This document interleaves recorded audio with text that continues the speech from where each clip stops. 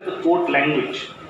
This is documented, but keeping in view its unanimous understanding among people as compared to Punjabi, Maharaja Ranjit Singh continued to use Persian as the court language. So, overriding these objections, the commitment of the Sikh community in using Persian is clearly of here. Another very interesting religious text, the Amarnama by Dadinath Mal, details the way of life of the Sikhs, their eating habits and practices that sets them apart from the Brahminical Hindu practice and the Islamic practices is very clearly outlined in the Amarnama, but the language of the Amarnama is Persian. And the point that I would like to bring about here, that about 200 to 300 years ago, the congruity of having differences in religion didn't overlap into the realm of language. So the defining factor of the Sikhs as how they will consume their food, especially their meats, being defined and laid out in the Amarnama is written in Persian, while it is clearly demarcating them from the Hindu Brahminical practice and the Islamic practices on the question of way of life. The language syncretism flows into the cultural syncretism, and the Ribabi tradition used by the Sikh community to spread the words of their gurus is drawn from the Persian rubab, which is the string instrument used in Persia. And Bhai Mandana, who generated the rubabi tradition, now gives us an idea that the language and the cultural compliance and confluence in the Sikh community comes across very, very clearly, and that rubabi tradition is a tradition that is handed down by the Muslim supporters of the Gurus generation after generation. While mentioning Bhai Mandana, one will not be out of place to also call into notice the role of Bhakta Salobega. If you go to Puri, then at the Jagannath temple, just on that road is the Mazar of Bhakta Salobega, and Bhakta Salobega's mention is there in the temple Pothis, in the scriptures that are maintained in the Jagannath temple, and the Rath stops only at two places, that is Subhadra, the aunt of Lord Jagannath, and at the Mazar of Bhakta Salobega. So that degree of syncretism and synergistic understanding between religions is there in our entire geographical union called India.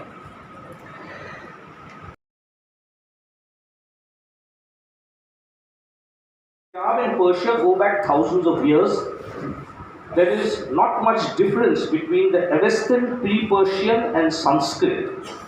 And we know that, as I said previously, the geographical migration of human civilization took place from the west to east, and hence the Avestan language, which laid claim to the Persian region, gave rise to Sanskrit when it moved eastward into India, but they originated from the Caspian Sea, and this vertical evolution into Punjabi is evident, but there is also lateral influences that come from across.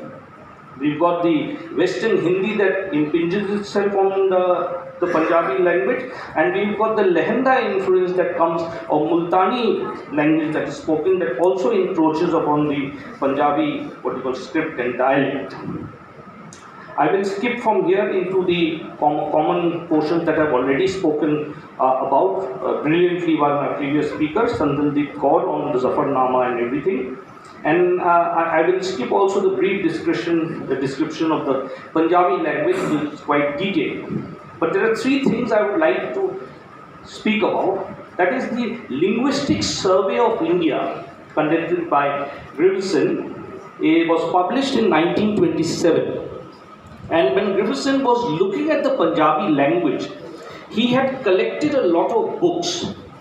And these books are mentioned in the bibliography of the Linguistic Survey of India, published in 1927 and reprinted in 1967.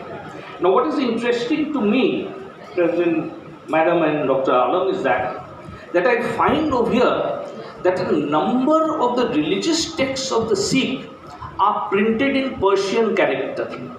And I bring to your notice the Panch Adi Granth, a collection of 8 devotional books of the Sikhs consisting of selections from the Adi Granth, published in Lahore in 1874, was in the Gurmukhi script, but the Gurjanwala 1875 edition was in Persian character.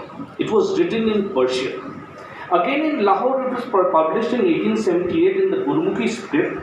In 1879 it was again published in the Gurmukhi script, but the Gurjanwala's edition in 1879, that is 4 years after 1875, was again published in the Persian character.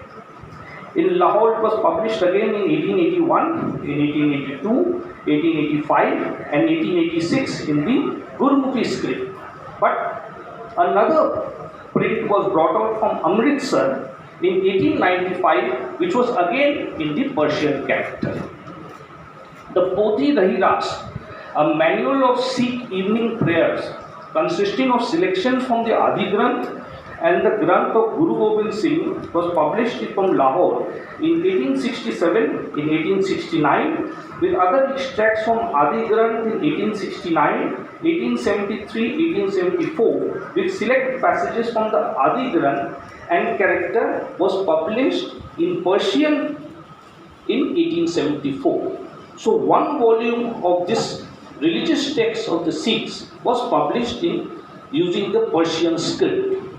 If you look at the Pothi Japji, a collection of Sikh hymns and prayers composed by Guru Nanak, which form the introductory chapter of the Adi Granth, it was published in 1865 from Lahore in Gurmukhi, in 1868 in Gurmukhi, but in 1871 it was published in using the Persian character.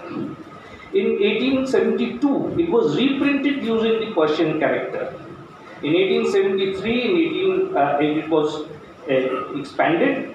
In 1874 again it was published with the Persian character. In Amritsar 1875. In Karachi, interestingly, this Pothi Japji was printed in Khoja and Sindhi character. The script that was used was the Khoja and the Sindhi script. And it goes down, and then again in 1876 in Sialkot, 2 versions were published. One was in the Gurumukhi script and the other was in Persian character. Shall give me that degree of freedom to present my ideas within the aspect of a common person, not from academic rigor. I have chosen my topic to be the use of Persian by the Sikhs in their religious and cultural life.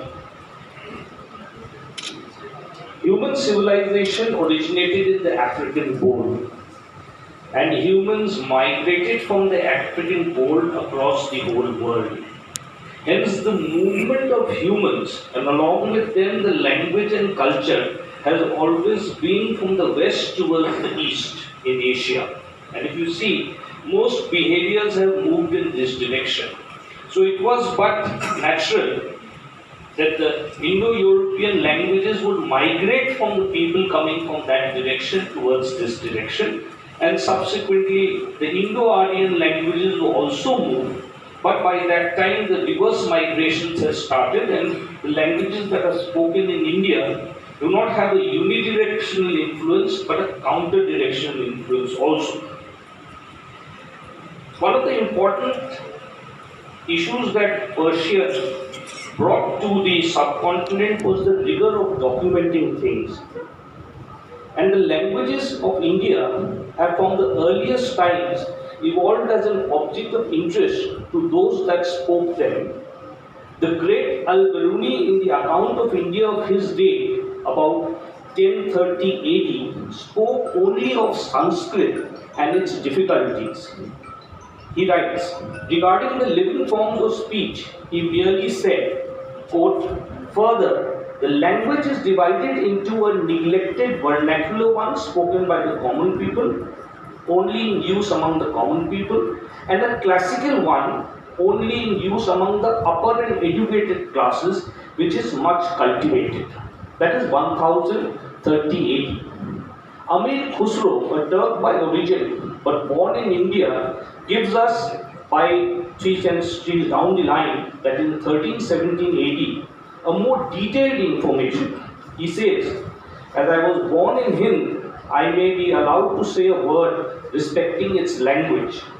There is this time in every province a language peculiar to itself and not borrowed from any other. He speaks about Sindhi, Lahori. Lahori is the first reference in recorded history that is telling us that Punjabi as a language is in existence. He speaks about Kashmiri, the language spoken by the Dugar. He speaks about Dur Samandar, the Karnatese or the Carnatic language spoken in Mysore. He speaks about Tilang, the Telugu language. He speaks about Gujarati. He speaks about the Malabari Coromandel coastal language of Tamil. He speaks about Gaud, the North Bengali. He speaks about Oudh, the Eastern Hindi, Delhi and its environs, that's the Western Hindi. These are all languages of Hind, which from ancient times have been applied in every way to the common purposes of life. I will skip since there is a paucity of time, and we will come down to Abul Fazl in Ain Akbari, that is 16th century, another 3 centuries down the line. And the latter writes, as if one of the same spoken language was current over the whole of India, though no doubt he knew better. This is with reference to Al-Biruni. The other gives a fairly complete picture of the 7 Indo-Aryan languages with 2 dialects and of 3 of the principal Dravidian languages spoken. This is with reference to Amir Khusro. The word of Abul Fazl in Ain Akbari, that 16th century, upon the same subject, as he was Indian born and bred, throughout the wide extent of Hindustan, many other dialects that are spoken and the diversity of those that do not exclude a common interintelligibility are innumerable. Those forms of speech that are not understood one of another are the dialects of Delhi, Western Hindi, Bengal, Bengali, Multan, Lahinda, Marwar, Western Rajasthani, Gujarat, Gujarati, Telangana, Telugu, Maratha, Maratha, Carnatic, Karnanis, Sindh, Sindhi, Afghan of Shal, Pashto, Baluchistan, Balochi, and Kashmir, Kashmiri. So now you see the 3 chroniclers of India's language history is expanding the bouquet of languages spoken here in India. We have a somewhat fuller catalogue, but the problem with Abul Fazl is that he misses out Tamil in his documentation. Today, the topic of my research paper is literary and historical importance of Zafarname. अहमियत अदबी व तारीख़ ज़फ़रनामे. Zafarnama, or the Epic of Victory, is a poetic creation in the 18th century Mughal India. This literary text epitomizes the historical and spiritual aspects of the Sikhs. This epic was written by the 10th Guru, Guru Gobind Singh, sometime around 1705. He was the last of the Guru of Sikhism who appeared as a warrior poet. He was a scholar, a warrior, a poet who was well versed in Sanskrit, Persian, Arabic, Punjabi, Awadhi and Braj language. The handwritten text of the Zafarnama was beautifully scribed and included as a part of the Dasam Granth in the Holy Granth Sahib in Golden Temple in Amritsar. Besides the fearless writing of the warrior, the poem is also a symbol of poetic power of the Guru. The text was written in Persian language, echoing the reflection of Shahnameh Firdausi in the form of Masnavi. Firdausi is the most celebrated poet of Iran, but the Guru is looked upon as a formidable warrior in India. His poetic persona has been eclipsed by militant narrative in our history, whereas there is a poet in him which needed our special attention and must be discussed in the narrative of Indo-Persian literature. However, Zafarnama is an important document from literary, historical, and societal perspectives. It consists of 111 couplets can be broken up into different subjects. The couplets, which is divided in a praise of God and a battle of Champor, and there are couplets against Aurangzeb for his false oaths which he had taken under the Holy Quran. There is also a couplet about his shortcomings of the emperor as a ruler and about his invitations to the Guru for discussion and his planning to break the Khalsa and diminish the influence of the Guru. However, there is a sixth couplet in the praise of emperor which draw the clear image that Guru is not against a particular individual, he is just opposed the policy of oppression. In the concluding part of the epic, the poet is not in support of war but resorted to war to discharge his responsibility as a guardian of his children to defend them. कोई 60-70 seminar ਦੇ ਵਿੱਚ participate ਕੀਤਾ। ਸਾਨੂੰ पता है कि सीमा की होती है, क्योंकि एक बात और भी है कि ऑडियंस एक स्पीकर को ज़्यादा समय सहन नहीं कर सकता और मैं आपकी सहन शक्ति को आजमाना नहीं चाहता। बहुत बहुत धन्यवाद। ये अदालत है, सैन है, दंड है, साहित्य दे विच कागज है, वंज व्यापार दे विच जिहड़ा कर्ज है, नित दे जीवन दे विच असीं आम जीवन बोलते हैं गवाही सवारी इस सीना हक किसान खत गुमाना घा चाकर छज जुलम झोली टब्बर डेरा नाम तखत थे दंद दंद का साढ़े कोल पंजाबी च कोई शब्द ये असीं खूब बहुत सारे इस तरह के शब्द जो हिंदुस्तान को, क्योंकि प्राचीन भारत में आवाजाही के साधन सीमित थे और जनसंख्या भी कम थी, फिर भी उस समय जो पड़ोसी देश के साथ जो व्यापारिक और सभ्याचारक एक साथ बनी हुई थी और भारत अपने खनिज पदार्थों के कारण सोने की चिड़ी कहता था। और डॉक्टर सतीश चंद्रा हिस्ट्री के बड़े विद्वान हैं, हिस्ट्री ऑफ मेडिवल इंडिया, और उन्होंने 2014 में लिखा there was no decline in the high standard of Indian handicraft such work on gold and silver. During the period, Indian agriculture also continued to be in a flourishing condition. Many of the Arab travelers testified to fertility of the soil and the skill of the Indian peasant. All the literary works of the period tell us that the ministers, officials and feudal chiefs lived in great and they had the ways of the king in having fine houses which sometimes were 3 to 5 stories. They used प्रधानमंत्री सिंह मालेर कोटला की बात करके गए हैं और वहाँ के एक विद्वान की बात करके गए हैं। हम जब मालेर कोटला को इस टॉपिक पे देखते हैं तो हम हमेशा नमन करते हैं नवाब शेर खां को, जिन्होंने जो गुरु गोविंद सिंह जी के साहबजादे थे उनकी शहादत के समय हा का नारा मारा था और क्रांतिपाल मेरे से बात कर रहा था कि वो इंस्टीट्यूट पर्शियन का इंस्टीट्यूट मालेर कोटला में है, वो थोड़ा दिक्कत में है। दूसरी बात कि मैं छोटा भाई कहूँगा मोगा साहब को, क्योंकि मैं उनसे 6 साल बड़ा हूँ। वो 63 के हैं, मैं 69 का हूँ। 9 साल की 60 9 साल छोटे हैं। इन्होंने जहाँ से बात छोड़ी थी मैं उससे आगे की बात करता हूँ, वो सप्लीमेंट करूँगा उनकी बात को आगे ले जाने के लिए।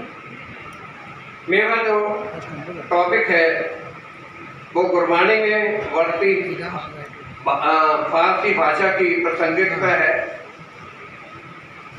मैं अपनी बात थोड़ा संक्षेप में रखूंगा। इस विषय पर बात करने से पहले ये जानना जरूरी है कि गुरबाणी की सृजना से पहले यहाँ की भूगोलिक, सामाजिक, सभ्याचारक, भाषाई आदि परिस्थितियाँ किस प्रकार की थी। प्राचीन भारत आधुनिक भारत से भूगोलिक, सामाजिक, सभ्याचारक, भाषाई आप सारी परिस्थितियों में भिन्न था और विलक्षण था। प्राचीन भारत का क्षेत्रफल अयोग्य भारत से इस करके बहुत बड़ा था कि उस वेले मौजूदा पाकिस्तान, बांग्लादेश और अफगानिस्तान का कुछ हिस्सा उसका हिस्सा था।